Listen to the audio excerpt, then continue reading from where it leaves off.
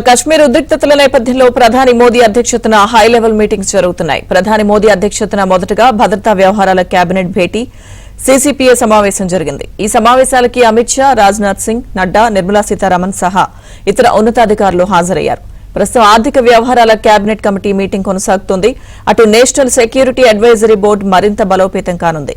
జాతీయ భద్రతా సలహా మండలి హెడ్ గా మాజీ చీఫ్ అలోక్ జోషిని నియమించనున్నారు.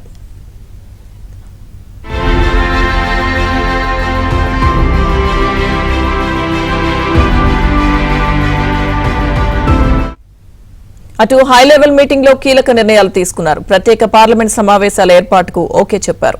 పహల్గాం ఘటన వీడియోలను విడుదల చేసే యోచనలో కేంద్రం ఉంది. గతంలో పాక్ ఉగ్రవాదులు భారత్ లో పాల్పడిన దాడి ఘటనల వీడియోలను విడుదల చేయనున్నట్లు తెలుస్తోంది. పాక్ ఘోరాలను ప్రపంచానికి చూపించాలని భారత్ యోచిస్తోంది. మధ్యాహ్నం 3 గంటలకు మీటింగ్స్ పై బ్రీఫింగ్ ఇవ్వనున్నారు.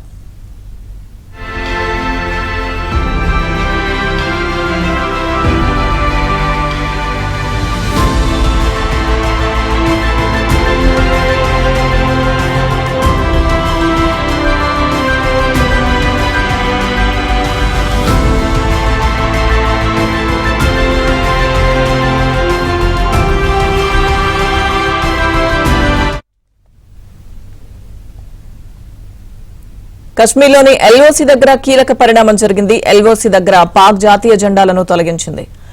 పర్గ్వాల్ సెక్టార్లోని తమ పోస్టులను సైతం పాక్ సైన్యం ఖాళీ చేసింది. దీంతో ఎల్ఓసీ దగ్గర ఏం జరుగుతుందన్నది ఉత్కంఠగా మారింది.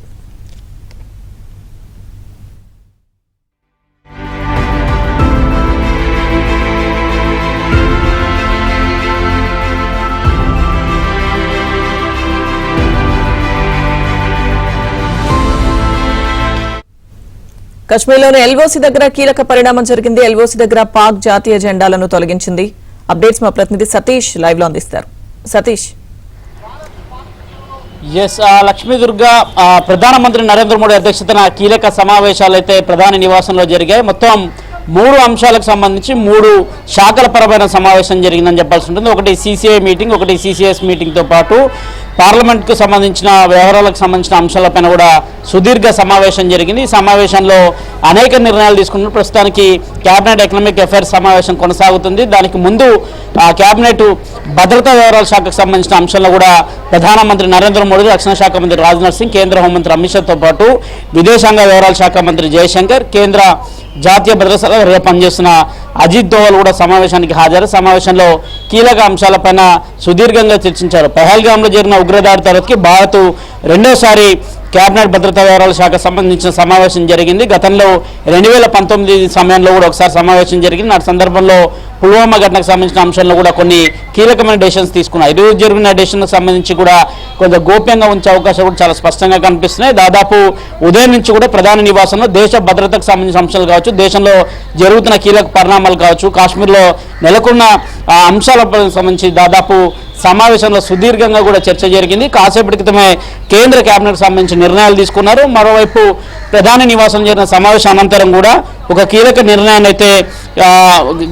నిర్ణయాన్ని కూడా తీసుకున్నారని చెప్పాల్సి ఉంటుంది. ఇక జాతీయ భద్రతా సలహా బోర్డు పునర్వ్యవస్థీకరణ జరిగింది. గతంలో జాతీయ భద్రతా పునర్వ్యవస్థీకరణ బోర్డుకు సంబంధించిన అంశాల్లో కొన్ని ఉండేవి. కానీ సందర్భంలో జాతీయ భద్రతా సలహాదారుడిగా మాత్రమే కేవలం అజిత్ దోవల్ ఒకరే పాత్ర వహించారు. కానీ తాజాగా కేంద్ర ప్రభుత్వం మరో నిర్ణయం తీసుకుంది. జాతీయ భద్రతా సలహా బోర్డు పునర్వ్యవస్థీకరణ జరుపుతున్నాయి. జాతీయ భద్రతా సలహా బోర్డు చైర్మన్గా మాజీ చీఫ్ అలోక్ జోషిని చైర్మన్గా నియమిస్తూ 7 సభ్యుల్ని కూడా ఇందులో కీలకంగా నియమించడం జరిగింది. ఇక సభ్యులుగా పిఎం సిన్హా, ఏకే సింగ్, మౌంటీ కన్నా, మాజీ ఐఏఎస్లు రాజీవ్ రంజన్ వర్మతో పాటు మన్మోహన్ సింగ్, మాజీ ఐఎఫ్ఎస్ వెంకటేష్ వర్మ, మొత్తం 7 అధికారులు కూడా ఈ కమిటీలో ఉండబోతున్నారు. ఒక చైర్మన్, 7 అధికారులు.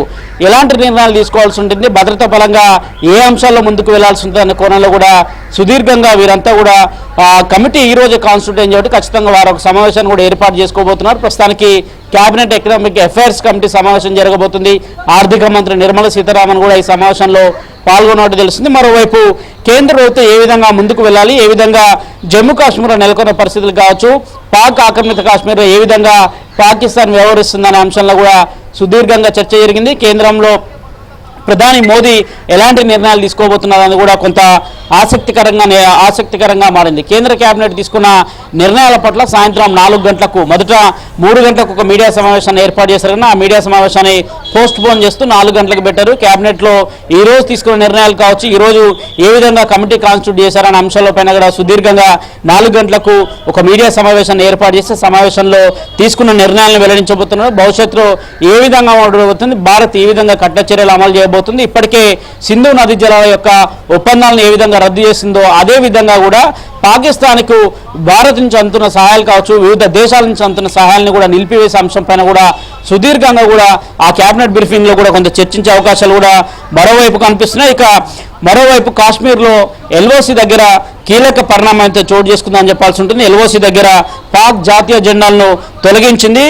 పరగవాల్ సెక్టార్లో తమ పోస్టులను సైతం కూడా పాక్ ఖాళీ చేసినట్టు తెలుస్తుంది. పాక్ సైన్యాన్ని కూడా ఖాళీ చేసిందనే అంశాన్ని కూడా చాలా స్పష్టంగా కనిపిస్తుంది. ఏ విధంగా ముందుకు వెళ్తుంది, భారత్ ఎలాంటి వ్యూహాలతో ముందుకు వెళ్తుందో కొంత వ్యూహాలను పసిగట్టే క్రమంలో కూడా పాక్ అనుసరిస్తున్నట్టు కూడా తెలుస్తుంది. కానీ ఖచ్చితంగా ఈసారి సరైన బుద్ధి చెప్తామనేది కూడా ఇటీవల ప్రధాని మోదీ ఓ సమావేశం సందర్భంగా కూడా ఇచ్చారు. గతంలో ఎప్పుడు కూడా ఊహించలేదు అలాంటి ఊహకందని చర్య ఖచ్చితంగా పాకిస్తాన్లో ఉంటుంది. పాకిస్తాన్ దానికి మూల్యం చెల్లించుకోవాల్సి ఉంటుంది. మొత్తం 26 మంది చనిపోతే అందులో 25 మంది భారతీయులు ఉంటే ఒకరు నేపాల్కి సంబంధించిన అత్యంత దారుణంగా ఉగ్రదాడి జరిగింది. ఉగ్రదాడికి ముందే రెక్కి వేశారు, పసిగట్టారు. అందులో భాగంగానే ఉగ్రదాడి చేశారనే కోణంలో కూడా పూర్తిగా ఎన్ఐఏ ఒక ఆధారాలతో సహా సంబంధించిన ఒక రిపోర్ట్ని ఇచ్చింది. అయితే ఇప్పటి వరకు పాకిస్తాన్ ఏ విధంగా దుశ్చర్యలకు పాల్పడింది, ఏ విధంగా భారత్లో టార్గెట్గా అనేక పుల్వామా దాడి కావచ్చు, ఇటీవల ఉగ్రదాడి కావచ్చు, గతంలో జరిగిన అనేక దాడులకు సంబంధించిన ఒక డేటాను సైతం కూడా ఈరోజు సాయంత్రం జరగబోయే 4 గంటల మీడియా సమావేశంలో కేంద్ర మంత్రులు కూడా వివరించే అవకాశాలు కూడా చాలా స్పష్టంగా కనిపిస్తున్నాయి. ఇప్పటికే ఒక కూడా భద్రతకు సంబంధించి జాతీయ భద్రతకు సంబంధించిన అంశంలో కూడా గతంలో ఉన్న కమిటీని తిరిగి పునర్వ్యవస్థీకరించారు. దానిలో కూడా కీలకంగా ఒక చైర్మన్ 7 సభ్యులను కూడా నియమించింది. ఎలాంటి స్టెప్ ఫర్దర్గా ఉండబోతుంది అనేది కూడా చూడాల్సి ఉంటుంది. మరోవైపు పార్లమెంటు ప్రత్యేక సమావేశాన్ని ఏర్పాటు చేయాలి. ఆ సమావేశంలో పెహల్గాంలో చనిపోయిన మృతులకు సంతాపం వ్యక్తం చేస్తున్న టెర్రరిజాన్ని అరికట్టేందుకు కేంద్ర ప్రభుత్వం ఏ విధంగా చర్యలు తీసుకుంటుంది, భారత్లో ఉన్న వివిధ పార్టీలు ఏ విధంగా మద్దతు ఇస్తున్నాయన్న అంశాల్లో కూడా చాలా సున్నితంగా కూడా చర్చలో జరిగినట్టు తెలుస్తుంది. దానికి సంబంధించి పార్లమెంట్ సమావేశాలు ఎప్పుడు నిర్వహిస్తే దానికి ఖచ్చితమైన డేటు కావచ్చు. 2 ఉభయ సభలు నిర్వహించి కూడా టెర్రరిజాన్ని అరికట్టడంతో పాటు పెహల్గాంలో చనిపోయిన వారికి నివాళులు అర్పించడంతో పాటు భవిష్యత్తులో కేంద్ర ప్రభుత్వం ఏ నిర్ణయం తీసుకున్నా ఏ విధంగా కట్టుబడి ఉండాలనే అంశాలపైన కూడా సుదీర్ఘంగా చర్చ జరిగే అవకాశం ఉంది. ప్రధాని మోదీ నాయకత్వంలో మరోసారి కేబినెట్ ఎకనామిక్ అఫైర్స్ సమావేశం అయితే కొనసాగుతుంది. దాంట్లో ఏ విధంగా ముందుకు వెళ్లాల్సి ఉంటుందనే అంశాలపై కూడా చర్చ జరగబోతుంది. ఖచ్చితంగా పాకిస్తాన్ చేస్తున్న ఈ చర్యలకు భారత్ బుద్ధి చెప్తుందని కూడా ప్రధాని కావచ్చు, వారి కేబినెట్కి సంబంధించిన నేతలు కావచ్చు, ఇక అదేవిధంగా ఈ దేశం మొత్తం కూడా ఎదురు చూడబోతుంది. పెహల్గాంలో జరిగిన దాడికి దేశం ఖచ్చితంగా కూడా దీనికి సంబంధించి వారు ఖచ్చితంగా అందరూ కోరుతున్నారు. దీనిపైన ఖచ్చితంగా చర్యలు తీసుకోవాలని కూడా కోరుతున్న నేపథ్యంలో కేంద్ర ప్రభుత్వం ఎలాంటి చర్యలకు ముందుకు వెళ్తుందనేది కూడా వేచి చూడాల్సి ఉంటుంది. Thank you Satish.